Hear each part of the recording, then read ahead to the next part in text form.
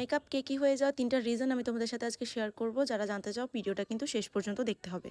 প্রথম রিজনটা হচ্ছে ভালো করে স্কিন প্রেপ না করা। আমরা জানি আমাদের প্রত্যেকের স্কিন টাইপ কিন্তু আলাদা আলাদা হয়। কারো ড্রাই হয়, কারো এক্সট্রিমলি ড্রাই হয়, কারো অনেক অয়েলি হয়, কারো কম্বিনেশন হয়, নর্মাল হয়।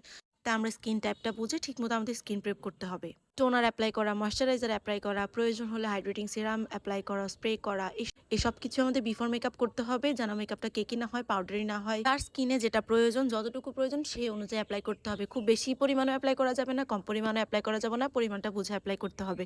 যদি আমরা স্কিন প্রেপটা ভালো মতো না করি তাহলে দেখা যাবে যে মেকআপ শেষ হওয়ার আগেই বা মাঝখানে স্কিনটা কেকি হয়ে গেছে, বা মেকআপটা কিন্তু ঠিকমতো বসছে না, পাউডারি লাগছে, মেকআপটা ক্র্যাক করে যাচ্ছে। তাই আগে স্কিন প্রেপটা মাস্ট।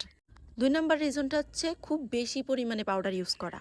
অনেকের এমন ধারণা রয়েছে যে খুব বেশি পাউডার অ্যাপ্লাই করলে একদম ফাউন্ডেশনটা ফেসের সাথে মিশে যাবে, ট্রান্সফার হবে না, মেকআপটা অয়েলি দেখাবে না। এরকম অনেকের ধারণা রয়েছে, কিন্তু এটা আসলে ভুল। যেটা যতটুকু পরিমাণ, আসলে অতিরিক্ত কোনো কিছুই ভালো না। তো অতিরিক্ত পাউডার ইউজ করলেও মেকআপটা কেকি দেখায়, মেকআপটা ফ্ললেস বেসটা আসে না। তো সেক্ষেত্রে অতিরিক্ত পাউডার আমরা ইউজ করতে পারবো না। যতটুকু প্রয়োজন, যার স্কিন টাইপ অনুযায়ী যতটুকু প্রয়োজন আমরা ততটুকু অ্যাপ্লাই করতে হবে।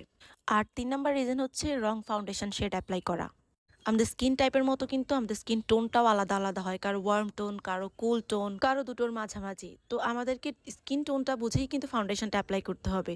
বর্তমান সময়ে অনেকেই আছে যারা খুবই ন্যাচারাল একটা মেকআপ লুক পছন্দ করে, স্কিন টোনের সাথে ম্যাচ করে, স্কিন শেডের সাথে ম্যাচ করেই ফাউন্ডেশন অ্যাপ্লাই করে। বাট অনেকেই আছে যারা স্কিনের তুলনায় ২, ৩, ৪, ৫, ৬ শেড এরকমও হোয়াইট ফাউন্ডেশনগুলো অ্যাপ্লাই করে, যার কারণে মেকআপটা কেকি লাগে।